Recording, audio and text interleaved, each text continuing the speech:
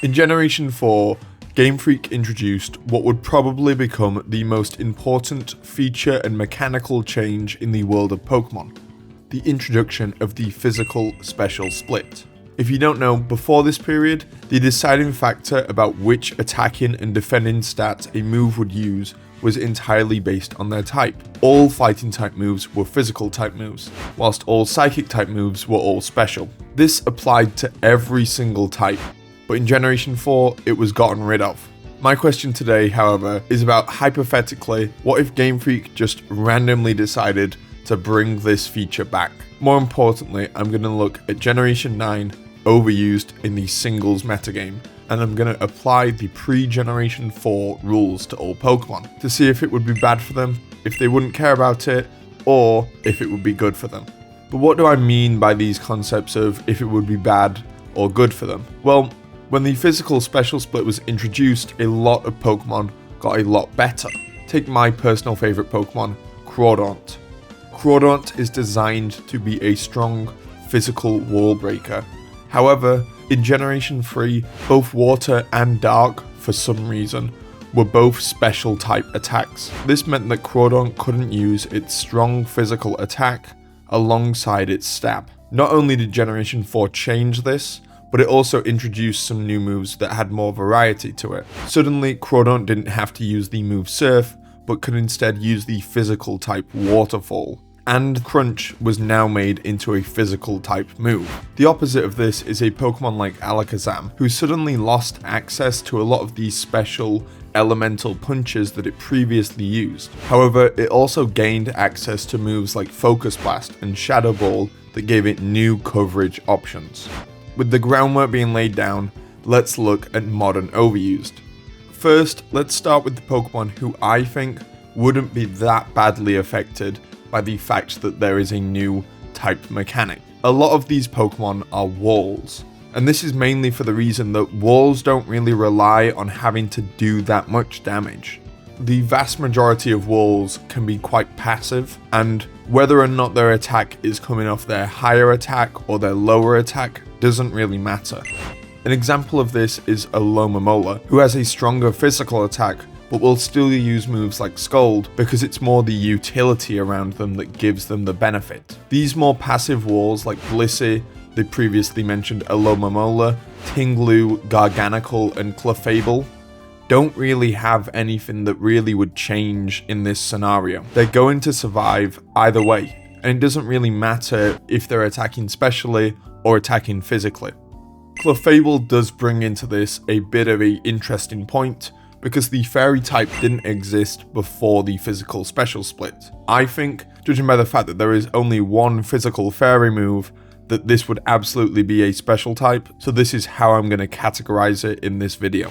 After this, you already have the Pokemon whose types and stats would both align. On the physical side, this would be Pokemon like Landorus Firion, Great Tusk, Iron Treads, Gliscor, Corviknight, and Zamazenta. All of these are Pokemon that have physical types and naturally use their physical stats a lot more. In fact, out of all these Pokemon, very few of them actually use any options that would turn into special moves. On the special side, we have Hatterene, Primarina, Walking Wake, and Darkrai.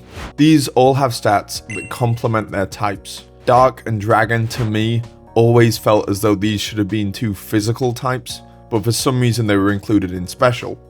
For Dragon, I think it's because in Generation 1 there was only the one Dragon move, and it was kind of a special move despite not really doing any special damage. And for Dark, I think it's exclusively because of Umbreon, and the fact that all of the evolutions plus Dragon were the special types. I feel as though special Pokemon would be much more limited by their coverage options. Darkrai, for example, would no longer have access to a strong special Sludge Bomb or Focus Blast. There are also some cases that aren't as cut and dry.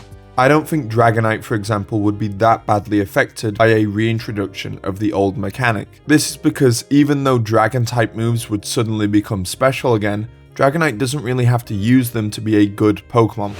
Iron Valiant is also a similar case. It has good offensive stats in both departments, and the fact that it's a fairy and a fighting type would really be helpful for this, as therefore it could attack with Stab with not just 2 different types, but 2 different sides of the attacking spectrum.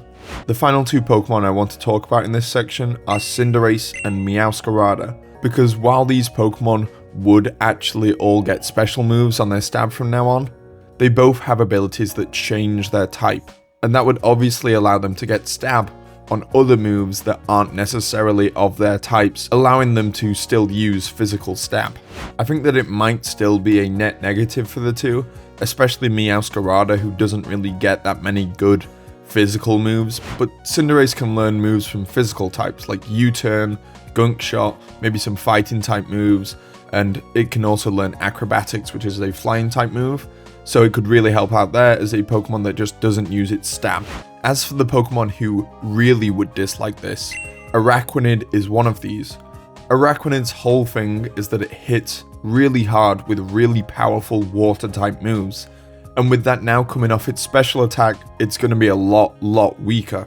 Dondozo is similar because it's such a physical threat.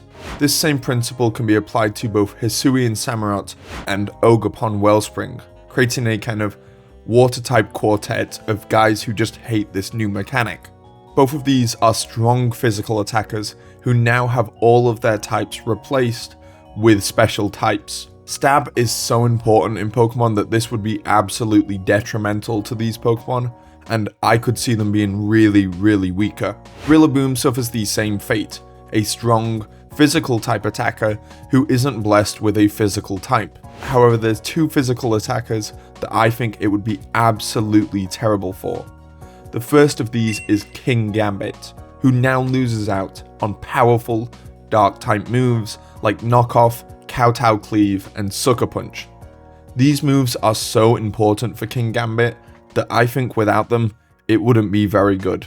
Having to rely exclusively on Steel Stab isn't that good for a Pokemon. The biggest loser, however, has to be Roaring Moon. Roaring Moon has 139 physical attack, but 55 special attack. The fact that now both of its stabs are going off this would be terrible for it. I don't think that it would be good at all. There are a few special attackers who lose one type rather than both, these being Iron Crown and Iron Moth. I think that it would naturally make them a lot weaker due to the fact that these are special attackers and now they basically lose half of their stab. However, I don't think that it would be that bad as Goldengo, who would also suffer from the same thing that Roaring Moon has, now being basically relegated to having to use coverage moves on its much higher special attack. Both Shadow Ball and Make It Rain would now be physical type moves, so Goldengo would definitely be one of the biggest losers. Glimmora as well could maybe be in this category, as both of its types are physical types, but Glimmora is much more of a support Pokemon, so I don't think it would be as detrimental as it would be for Goldengo. There's also the case for the number of flying Pokemon who lose access to Hurricane. This is a really important move for this Pokemon, as flying is a brilliant offensive type, and I think that it would really hamper Enamorus, Moltres, and Zapdos, and they no longer had access to this powerful stab. However, Enamorus and Moltres kind of can be mixed attackers, so maybe it won't be that bad. The final 2 Pokemon I want to cover in the dislike category are a bit of an anomaly: Kyurem and Petulant. Both of these actually have the same attacking stats on either side, so you might think it's weird that I put them in this category where they would be negatively affected by this. The reason I've included Petulant here is because Petulant has a really high defense, something which I would say matters a lot less when you're weak to the newly made special Dark types. Dark is one of the best attacking types in the game. Moves like Sucker Punch and Knock Off are really good, and now they're hitting Petulant on its weaker special side.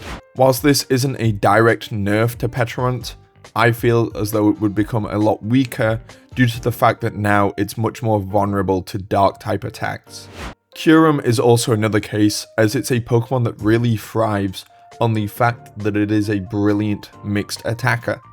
One of the reasons why Kyurem is such a good Pokemon is because you never know which Kyurem you're gonna get. With the newly reintroduced mechanics, you'd basically know that Kyurem is going to have to be a special attacker to make use of those ice and dragon type stabs that it already has. If you've been paying attention, there is only one Pokemon in Overused who I haven't covered yet. This is the one Pokemon who I think would benefit a lot more from the reintroduction of this mechanic. I'm going to give you a few seconds to maybe guess. 1, 2, 3. Dragapult.